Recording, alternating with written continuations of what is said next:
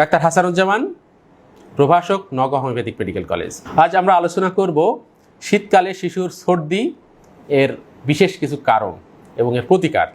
কেন বেশি বেশি শীতকালে আমাদের বাচ্চারা অসুস্থ হচ্ছে এবং সেটা আবার ঠান্ডা কাশিতে আক্রান্ত হওয়ার বিশেষ কিছু কারণ আছে। সেই কারণের মধ্যে সব থেকে বড় ব্যাপার হচ্ছে যে শীতকালে আমাদের ইমিউনিটি কিন্তু কমে যায়। কারণ শীতকালে রোদের পরিমাণটা কম থাকে, যার কারণে আমরা ভিটামিন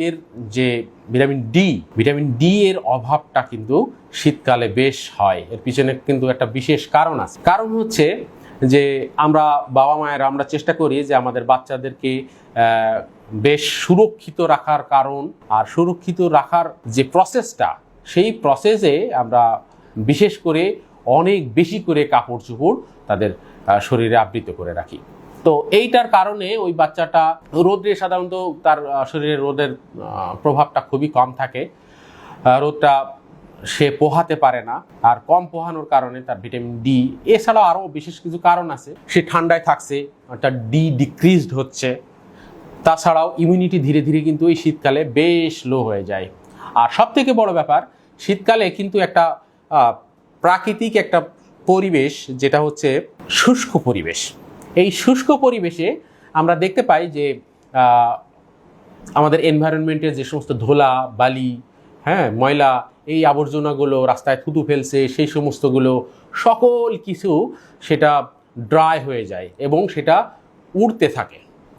এই শুষ্ক ওয়েদারের কারণে এই শীতকালে এটা উড়তে থাকে এবং এটা আমাদের নাকে মুখে চোখে চলে যায়। বিশেষ করে বাচ্চাদের ইমিউনিটি লো থাকে, তো সুতরাং তারা ঘন ঘন আক্রান্ত হয় এবং তাদের ঠান্ডা কাশি লেগে যায়। এছাড়াও যে সমস্ত ভাইরাসগুলো আছে, সেই সমস্ত ভাইরাসগুলো কিন্তু তাকে খুব সহজেই আক্রান্ত করতে পারে।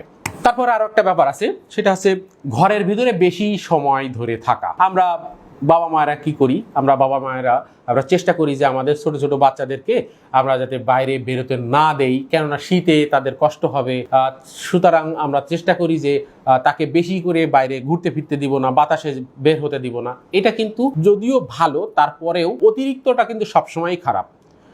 অতিরিক্তটা এই জন্য খারাপ যে আপনি সারাক্ষণ যদি তাকে বাইরে ঘরের মধ্যে রাখেন, সে কিন্তু টেলিভিশন বা মোবাইল এই সমস্ততে আসক্ত হবে। বা সাধারণত যে সমস্ত বাচ্চারা আসক্ত নয়, তারপরেও তো সে বাইরে যদি না বের হয়, তাহলে রুমের যে টেম্পারেচার, রুমের যে ওয়েদারটা, সেটা ওর জন্য সুইটেবল নাও হতে পারে।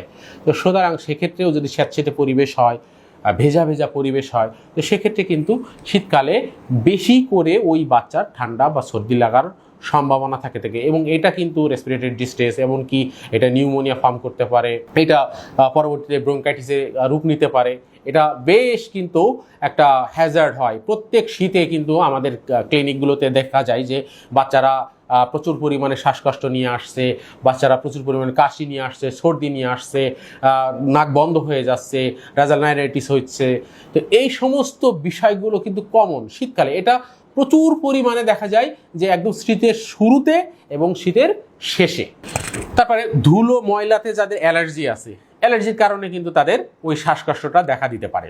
তারপরে হঠাৎ করে যে আপনার ওয়েদারের যে চেঞ্জ আসছে, এই চেঞ্জটা অনেকে অ্যাডাপ্ট করতে পারে না। অনেক বাচ্চার ইমিউনিটি লো থাকার কারণে ওটা অ্যাডাপ্ট করতে পারে না, তখন কিন্তু এই বাচ্চার কিন্তু ঠান্ডা সর্দি কাশি লেগে যেতে পারে। আরও একটা গুরুত্বপূর্ণ ব্যাপার, সেই ব্যবসায়ীটা আমাদের বাবা মায়ের সঙ্গে, অনেকের সঙ্গে আমার এই কথাটা অমিল হতে পারে বা তারা কন্ট্রাডিক্ট করতে পারে। সেটা হচ্ছে যে গরম কাপড় বেশি পরিয়ে রাখা। আপনি কি জানেন এই গরম কাপড় বেশি পরিয়ে রাখার কারণে কি ঘটে? ভিতরে আপনি হাত ঢুকিয়ে দেখবেন কাপড়ের মধ্যে যে বাচ্চা কিন্তু ঘেমে গেছে। এই ঘামা শরীরটা মস্ট হয়ে যায়।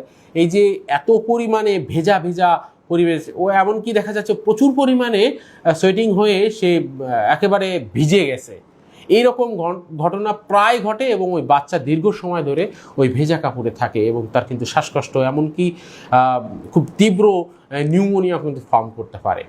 তো এই ক্ষেত্রে আমরা কিন্তু একটু খেয়াল রাখবো যাতে বেশি পরিমাণে কাপড় চোপড় পরাবো না, বাইরে খেলতে দিব, স্বাভাবিকভাবে তার মনটাকে খুশি রাখতে হবে, তাকে পর্যাপ্ত পরিমাণে ভিটামিন সি যুক্ত খাবার খাওয়াতে হবে। বিশেষ করে আমাদের যে আমলকি উঠেছে, আপনারা নিশ্চয়ই বাজারে খুঁজে পাচ্ছেন আমলকি, অনেক বাচ্চারা খেতে চায় না, সেক্ষেত্রে আপনি আমলকিটাকে পানির মধ্যেও দিতে পারেন। এক্ষেত্রে কিন্তু আমলকিটা আপনার পানিটাকে মিষ্টি করে দেয়, বাচ্চারা কিন্তু এটাকে খাবে। এই রকম করে আপনি আমলকি জুস করে দিতে পারেন বা জুসের মধ্যে আমলকিটা দিতে পারেন। তাছাড়াও আরও বিশেষ কিছু ব্যাপার আছে, যেমন লেবু, পেয়ারা আছে, কামরাঙা আছে, আমলকি আছে, জলপাই আছে। এই যে শীতকালীন যে সমস্ত ফসলগুলো, তারপরে শীতকালীন যে সবজিগুলো, এগুলো দিয়ে বেশি বেশি তাকে খাওয়ানো অভ্যাস করতে হবে, যা তার ইমিউনিটিকে খুব শক্তিশালী করবে। এছাড়াও আমরা সাধারণত জানি যে ব্রায়োনিয়া, রাস্টক্স, আর্সেনিক, হ্যাঁ, ক্যামোমিলা, সিনা, এই ধরনের বেশ কিছু হোমিওপ্যাথিক মেডিসিন আছে যা এই শীতকালীন ঠান্ডা বা শীতকালীন সর্দি কাশিতে বাচ্চাদের প্রচুর পরিমাণে ব্যবহৃত হয়। তো সেক্ষেত্রে এটা একটা অনেক বড় একটা ব্যাপার যে শীতকালীন বাচ্চাদের এই পরিষেবায় হোমিওপ্যাথিক ঔষধ কতটা কার্যকর। শীতকালীন এই সমস্ত ক্ষেত্রে হোমিওপ্যাথি কিন্তু প্রচণ্ড পরিমাণে ভালো কাজ করে। কেন? হোমিওপ্যাথিক মেডিসিনে কিন্তু সাইড ইফেক্ট কম, এটা সবাই জানেন। এটা কিন্তু সমাজে যথেষ্ট পরিমাণে এর সুখ্যাতি আছে যে হোমিওপ্যাথিক ঔষধ লো হার্মফুল। তো এটা হোমিওপ্যাথি একটা অ্যাফোরিজমই আছে যে the highest ideal of cure is rapid, gentle and permanent. অর্থাৎ হোমিওপ্যাথিক আরোগ্য কিন্তু অবশ্যই অবশ্যই জেন্টাল হতে হবে এবং র্যাপিড হতে হবে এবং পার্মানেন্ট হতে হবে।